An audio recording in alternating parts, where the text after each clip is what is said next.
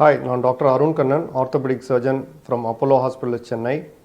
Hip and நீ சர்ஜரியில் specialise பண்ணுறேன். இந்த வீடியோவில் ஒரு முக்கியமான டாபிக் பற்றி பேசலாம். Hip dislocation after a replacement. அதாவது இடுப்பு மாற்று அறுவை சிகிச்சைக்கு அப்புறம் இந்த ஹிப் டிஸ்லோகேட் ஆகிறது பற்றி பார்க்கலாம். ஸோ ஹிப் ரீப்ளேஸ்மெண்ட்டுங்கிறது ஓரளவுக்கு காமன் ப்ரொசீஜர் ஆகிடுச்சு. நிறைய பேர் கேள்விப்பட்டிருக்கலாம், ஃப்ராக்சருக்காக இந்த ஹிப் ஜாயிண்ட் ரீப்ளேஸ் பண்ணியிருக்கிறாங்க, இல்லை ஆர்த்ரைட்டிஸ்க்காக ரீப்ளேஸ் பண்ணியிருக்காங்க, இல்லை இந்த பால் பார்ட்டுக்கான பிளட் சப்ளை போனதுனால ரீப்ளேஸ் பண்ணியிருக்காங்க அப்படின்றது ஒரு காமனான ப்ரொசீஜர். இது ரொம்ப சக்ஸஸ்ஃபுல் ப்ரொசீஜர். பட் சில பேருக்கு ரொம்ப ரேராக இந்த ஹிப் ஜாயிண்ட் டிஸ்லோகேட் ஆகலாம். ஸோ இந்த ஹிப் ஜாயிண்ட்டுங்கிறது ஒரு ball and socket joint, R தமிழில் சொல்லணுன்னா இந்த பந்து கிண்ணம் அமைப்பு கொண்ட ஒரு ஜாயிண்ட். அதாவது ஒரு கிண்ணத்துக்குள்ளே ஒரு பந்து இருக்கும், அதே தான் நாங்கள் ரீப்ளேஸ் பண்ணுறோம். ஸோ ஒரு கிண்ணம் ஆர் சாக்கெட் வைப்போம், ஒரு பந்தும் ஆர்டிஃபிஷியலாக வச்சுருக்கிறோம். சில டைம் சில பொசிஷன்ஸில் இந்த பந்து ஆர் பால் வந்துட்டு அந்த சாக்கெட்லேருந்து வெளியில் வந்துடும். இதை தான் டிஸ்லோகேஷன் அப்படின்னு சொல்லுவோம். ரொம்ப ரேராக நடக்கிறது, பட் நடக்கும்போது ட்ரமாட்டிக்காக இருக்கும். ஏன்னா பேஷண்ட் நல்லா நடந்துகிட்ருக்கிற பேஷண்ட் ஹிப் ரீப்ளேஸ்மெண்ட்டுக்கு அப்புறம் திடீர்னு வலி இருக்கும், நடக்க முடியாமல் போயிடும்.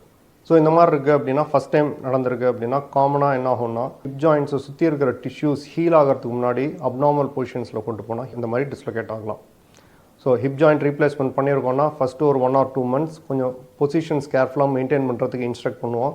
முட்டியாக கட்டி வைக்கணும், ரொம்ப கீழே உட்காரக்கூடாது, இதெல்லாம் யூஸ்வலாக அட்வைஸ் பண்ணி அனுப்புவோம். இதை சரியாக ஃபாலோ பண்ணல அப்படின்னா இனிஷியல் பீரியடில் இந்த டிஸ்லோகேஷன் நடக்கலாம். ஸோ இந்த டிஸ்லோகேஷன் நடந்திருக்கு அப்படின்னா இந்த க்ளோஸ்ட் ரிடக்ஷன் அப்படின்ற ஒரு ப்ரொசீஜர் பண்ணுவோம். அதாவது வந்துட்டு காலை இழுத்து அந்த பாலை வந்துட்டு இந்த சாக்கெட்குள்ளே அப்படியே பொருத்திடலாம் காமனாக. ஸோ காம்பனன்ட் பொசிஷன்லாம் நல்லா இருக்குன்னா இது யூஸ்வலாக அப்படியே செட் ஆகிடும். திருப்பி ஒன்றும் பண்ணுறதுக்கான அவசியம் ஏற்படாது. பட் மற்ற காரணங்கள்னால டிஸ்லோகேட் ஆகுது, அதாவது காம்பனண்ட்டோட ஆங்கிள் சரியாக இல்லை அந்த காம்பனண்ட்டோட லெங்க் கரெக்டாக இல்லை அப்படின்னா இது திருப்பி டிஸ்லோகேட் ஆகிறதுக்கான வாய்ப்பு உண்டு.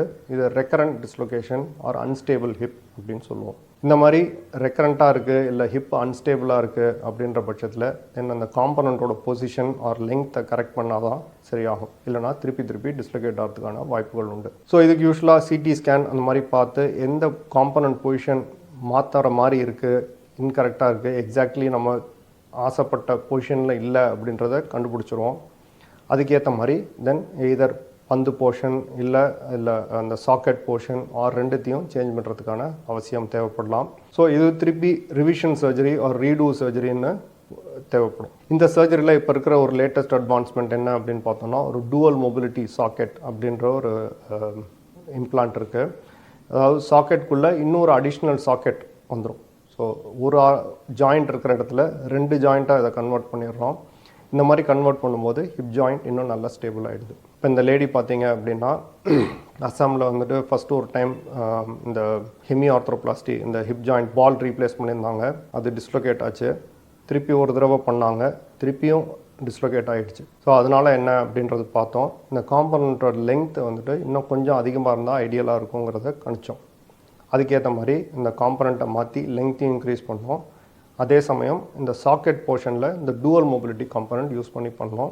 இப்போ கிட்டத்தட்ட 3 வருஷம் ஆகிடுச்சு, இன்னும் நல்லா நடந்துகிட்ருக்குறாங்க. ஸோ இந்த டிஸ்லோகேஷன் ஹிப் ரீப்ளேஸ்மெண்ட்டுக்கு அப்புறம் ரொம்ப ரேராக நடக்கலாம்.